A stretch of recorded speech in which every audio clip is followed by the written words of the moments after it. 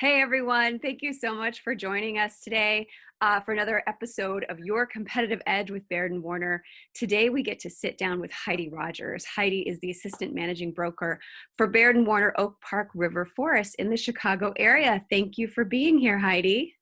Oh, thank you for having me, Lauren. Well, today's topic is really interesting. It's investors versus homeowners, which makes me laugh because it sounds like it's a bit of a smackdown. Right. That is not the case. In fact, Not at all. it's really about helping agents understand the difference between investors and homeowners and maybe even pivot to working with both. Yeah. Yeah. And I think each one of them requires a different skill set, a different type of broker.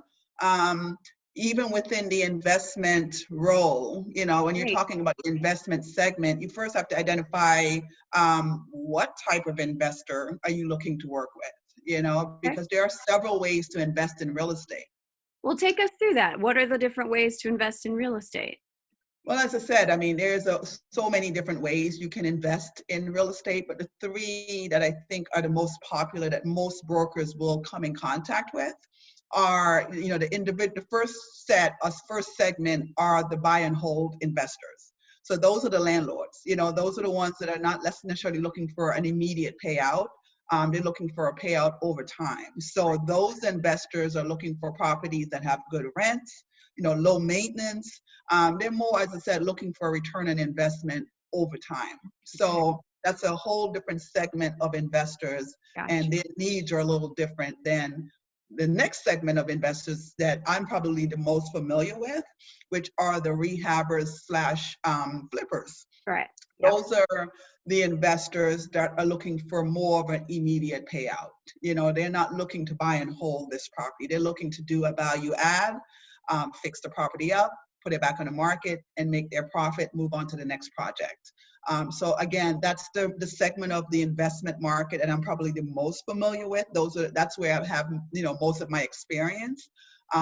So their needs are a lot different than someone that's looking to get all cash out over time. Right. Right. And the third segment, which is a completely different animal, and those are the developers. Those are the investors that are building from the ground up. They're doing new construction. And so that broker working with a developer is completely different than a buy and hold or a rehabber, because their commitment level with that developer is so much longer. If you're building new construction or a new project, a townhome community or a condo, that project could last 2 to 3 years, and so you may be at the ground level of helping them identify the plot, where are they going to build, meeting with architectures, helping them draw out what is the schematic behind what the investment project. And then once that project gets started, you're pretty much selling off of blueprint. Wow. You don't necessarily have a product, an actual physical product to sell. So, if you're a broker, you have to be familiar with how to sell blueprints, how to read blueprints, how to select finishes. So, that's a different skill set. Absolutely. Well, let's focus on your skill set because I Okay. feel like when we talked a little bit earlier, you mentioned that this is probably the gateway, right, to working with investors is working with flippers and Yeah. rehabbers. Can you talk a little Yeah. bit about that? How did you get started? Well, I've always, I came out of a business background. My background is in brand marketing.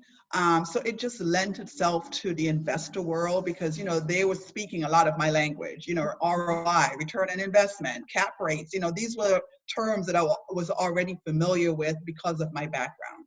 If you're new to the market and you don't have a business background, it doesn't mean you can't jump into that that arena. It just means you need to learn their terms. You need to be able to understand that world. And if, in my world, if a developer said or a flipper says to you, what is the ARV, and you don't know what that is, you're not going to connect with that investor. And an ARV is an after rehab value. So you just need to understand the terminology and you need to understand how they think in order to service them. Gotcha. And so how I got started was, I met one investor, I found a product that I thought was a great opportunity for someone to do a value add and then turn around and sell the property. And I found that one investor and gave him that property, sold him that property, and then he started working with me more and more over the years. And then after I met that one investor and started building a portfolio with him, pretty much all my other investor clients found me. Hmm. Because they're keeping an eye on the market as well. So they see what I'm doing. They see that I'm finding these great properties and helping this investor, resell that home. Right. So, they then get attracted to you. Yeah, You absolutely. don't have to do a lot to get investors. They'll find you. That's really interesting. So talk a little bit more about the difference between the investor buyer and the residential buyer, because they have very different needs. Yes, they absolutely do. When you're a traditional buyer, you're really just looking for a home for your family. Mhm. So you're not necessarily crunching numbers to see, of course, you want to get a good deal, but you're not necessarily crunching the numbers to see if you can, cash out on this home in 6 months. So you're much more, I guess, sensitive to locations, schools, other intangible things that would never really necessarily, not to say that an investor doesn't think about schools and that kind of stuff, because for Right. resale, it could be good, but they're more looking at what's my return on investment. So you may not be in the best of school districts, but if I can show you that properties are still selling for a great return in this market, that investor is still going to be attracted to that home. So Yeah. I think that the scope of how you evaluate those properties are completely different. Mainly because, as I said, as a traditional buyer, you're looking for a family home, a home for you to enjoy every day. This investor is not looking to move in. So, as long as you can show them the numbers and that it financially makes sense for them, they're going to be attracted to that project. That makes a lot of sense. So talk a Mhm. little bit about that relationship, because it's a little different. We often hear about the relationship is the business. You nurture your clients, you stay top of mind, you be valuable. It's a little different with investors. Can you talk a little bit about that? Yeah, and I think that you touch on a really good point. I think that is probably the second biggest difference between working with a traditional client versus an investor. And I tell this to a lot of the agents in my office, that the investor is loyal to the deal. They're not loyal to the agent. And we're not used to that. We're territorial. When we get a client in our grips, we do not want to let them go. And so the idea of them talking to other agents just scares us, keeps us up at night. So, that's not something that other agents are looking to do. What we're looking for is, commitment to us. We commit to that investor. As I said, with most of my investors, we've worked for years together. But I know they're still cheating on me. I know they're still out there working with other agents, and I had to get used to that as an agent that works with investors, because I can't be everywhere. And if Mhm. I have an investor that's doing 20 or 30 flips a year, I don't even have the capacity to find them 20 homes that they can flip. And I don't know every market. Mm. So the one quick way of losing your client is to take them into a neighborhood or take them into a project that loses them money, because chances are they're not going to come back to you. No one wants to lose money. It's one Right. thing to break even. It's one thing not to make as much as you projected. But when they start losing money, you do that too many times, you're not going to get that investor back in your corner. So Right. you're better off sticking to your neighborhood, sticking to your area of expertise, and get your 10 deals, get your 9 deals, or whatever it is that you get, whatever your market share of their total portfolio is, take it and run. Right. Um, Versus, as I said, trying to be greedy, trying to get all 20, and then you put them in a position that they don't make money. Hmm. And as I said, you'll end up not only losing that investor, you lose your 9 or 10 that was a Right. safe bet. So Right. stick to your lane. Stay in your lane. That makes Yes. a lot of sense. And they're loyal to the deal. That's a really great distinction. So Yes. for a residential agent, a traditional agent, how would you map out getting started working with investors? What's step one?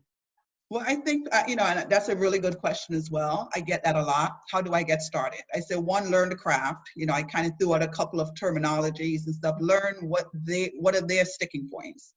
And then the easiest way to really jump into the investment pool is to find projects. Don't look for the investor, because if you find the investor and you don't have the project, you're not gonna keep them. So find a product. Find a property that you think would be a good, flip. It could be in your neighborhood. It could be other agents in your office. Just start looking and identifying properties that you think would be a good And flip. Heidi, what are they looking for? Like, is it turnkey, or is it like you can see the potential? What are they keeping their eye out for? That is the most important piece of it, is as an agent that's playing in that arena, you really have to be able to identify the potential of a property. I get this all the time. Investors included say, find me an off-market deal. They hate finding stuff that's listed on the MLS, the multiple listing system. They want to find something that is off-market because they think they can get a better deal, or they don't have to compete for the business. And 95% of the projects, and I've done quite a few flips in my career, 95% of those projects I have found on the multiple listing system. Hmm. And a lot of agents are like, how do you do it? It's because I can identify those properties. I know when I can see a 2-bedroom home that can turn into a 4-bedroom. I can see, this ranch style could now be a 2-story home. I can see, oh, this has a huge lot. We can expand off the back and turn this home into, instead of, 1,000 square feet, it now can be, 2,000 square feet. So you have to be able to identify that property. It doesn't always come very cookie cutter. And that's part of the experience, is being able to look on the MLS, and every agent would have looked at the same listing and would have passed over it because it's a 2-bedroom, 1-bath with, a tiny basement. And I'm the one that would have noticed, like, I can blow the roof off and we can take this up, and now it's 4 bedrooms, 3 baths. And instead of this home being worth 200, it's now worth 5. So, that's part of the skill set in working with that particular investor, is being able to identify that opportunity. That's right. So you have to be able to pick it out and kind of bundle it up and then bring the deal to the investor. That's Absolutely. great. Okay. And not only bring the deal, you have to show them what the potential would be. So you're almost being a fortune teller, because I had an investor pick up a property in my area 3 months ago. And so I'm predicting, it would take about 6 months for the rehab to finish. I was predicting the beginning of 2020 what the potential and the price point would be. But guess what? There's no crystal ball that told me there was going to be a pandemic in the beginning of 2020. So now we're in the midst of a pandemic, and that investor is now having to figure out, what do I do in this environment? Are my numbers still legitimate? Are they still strong? Do I put as much into the home, or do I bring back some of the things that I was going to do because, I may not get that money back out? Right. Right. Okay. So you mentioned the skill set of having the vision. What Mhm. other skills are important when you're working with the investor community that our audience should think about? Oh, I should brush up on this, or I'm not very good at that. What would you say are the skill set? I think outside of, as I said, identifying the opportunity, you really have to keep up with the trends, what's Mhm. trending right now in the marketplace. You also have to be a strong negotiator, Mm. and not just, when you hear negotiation, you're thinking across the table, with the other buyers or the other agent. But you're dealing with a client base that have flipped or have been in the business for a long time. They probably have done more deals than you have, Right. over their flipping careers. They probably have done more deals than the agent that's sitting across from them. So, you really have to know your craft, because you're negotiating with some very tough negotiators. Most of them have their real estate license. Almost all of my investor clients have their real Wow. estate license. They want access to the MLS. They like to go and see properties on their time. Mhm. They're early risers, so sometimes, they're in homes at 6 a.m., so they love to have the access to the MLS, and, they almost all of them have a real estate license. They Wow. just don't practice. They know that's not their expertise. They know they don't have the same reach as a Baird and Warner. So, they still will put a line item in for a professional real estate agent. But as I said, as an agent, you're butting up against another agent Mhm. who's been in the business a lot of times for a lot of years, have sat in a closing table for many times, and seen different scenarios. So again, you need to be a strong negotiator. That sounds like it. Yeah. So it's Yeah. so interesting, so different than a residential client. Absolutely. I mean, you're talking to somebody who has insider knowledge, who's licensed just like you are. So how can the agent compete? What do you differentiate? What do you do to differentiate yourself and say, I am that line item for you? What do I bring to the table? Well, I know the market. Yep.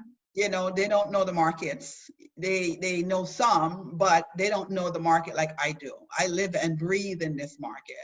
I know what the buyers are looking for, you know, because again, I work with traditional buyers as well. So I know what, when they walk into a home, what are the things they're looking for. I have the reach, you know, I have the big established brand behind me. So most of them are mom and pops. They, you know, single agencies. Yep. So they don't have the same kind of marketing reach that I would have and Baird and Warner would provide them. And I have the knowledge. I work with multiple investors, you know, so they only have, you know, insight on their projects. I have insight on multiple projects, you know, so I can look across multiple markets. I can see across multiple projects and give insight to each one of them. So those are the things that they appreciate that I bring to the table, is my value add and my experience and my background. You know, as I said before, real estate, I was in business. So you know, they definitely appreciate and obviously put me on their balance sheet, you know, because they see that there's a value add there. Fantastic. So there is a Mhm. little overlap. There's overlap in that you have to bring value to the table, you have to demonstrate your value, and you have to deliver on the value. You know, Yeah, that's the same with a residential buyer versus an investor, but the absolutely. stakes are a little different. Yeah, yeah, and the commitment to the home is a little different. You know, as an investor, the investor is really looking at the investment vehicle as a ends to a, you know, means to an end, Yes. which is for their return on investment. So they're not moving into this home most likely. You know, they're just looking at how much will it put, whether it's a key, you know, someone who is a buy and hold, a flipper or a developer, their eyes are always on the end goal, which is my return on investment. Versus for a traditional buyer, that's not always the end goal. Will my family be happy here? What is my status in my community? What, you know, like there are other things that come in to play with a traditional buyer. They're much, if you're selling your parents' home or your grandmother's home or your home that you grew up in, the stakes are different. Yes. Yeah, you're much more committed, and you will take things a lot more sensitively, Mhm. um, because this is personal for you. It's not just about the money. So if you're working with a traditional buyer, it makes sense to write a nice note to the seller and say, you know, my buyers are going to love your home as much as, you know, your parents did or you did. That goes a long way with the traditional buyer who loves their home and loves the home that their parents had. So they don't necessarily want to see someone who's not going to care for the home in the same way move in. Mhm. The investor could care less, you know. They could, you know, that's just not the motivation for them. You know, at the end of the day, if that person who's not going to keep up the lawn moves in, but they pay them their money, they, you know, they're happy with that. Right. So yeah, the stakes are different. You know, they just, as I said, the commitment level or the connection to that home is different. Very good. That's great. What did we miss? What else does our audience need to know? I feel like this is like the best time for this conversation because I'm sure there are agents out there thinking, okay, didn't see this coming. Yeah. And now I have to broaden my reach. I have to pivot a little bit. I have to work with a different class of buyers. So I want to get started. So what did I miss that they're going to need to know to hit the ground running? Well, I think if you're going to jump into it, we mentioned a few things, you know, learn the craft. You know, you really want to start understanding their terminology, find the products.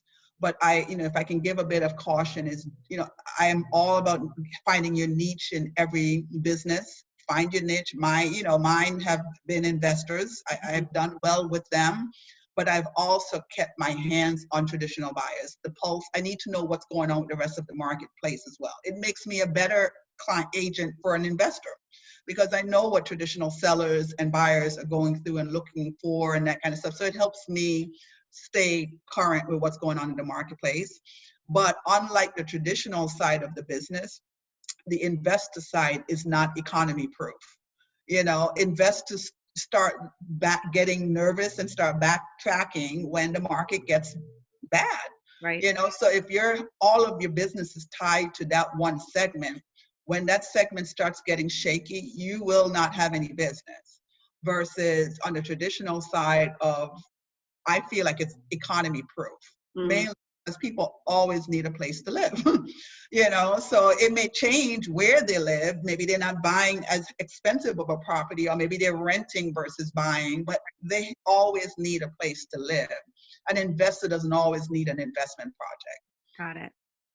So if you're going to do that, do it, but don't abandon the traditional business as well, because I do think you need both. One, for sustainability, and then two, it helps you become a better, it both helps with each other. The insight I get from working with investors definitely helps me with my traditional buyers as well. Fantastic. Well, that's great. Well, I feel like we've delivered a whole lot of value today and great Good. information about anybody who was wondering who would win in the smackdown between homeowners and investors. The answer Hopefully is it's the everybody. hopefully it's the real estate broker that's helping Yes, both. exactly. It's everyone, Exactly. everyone involved should win. Everyone So wins. yeah, as I said, if you're doing great and can show value add to both segments, I think you become a relevant agent. Fantastic. So, but That's this was great, great. great Yeah. discussion. Thank you so much, Heidi. This was really, really helpful. Thank you very much for your time. Great, thank you. Take care.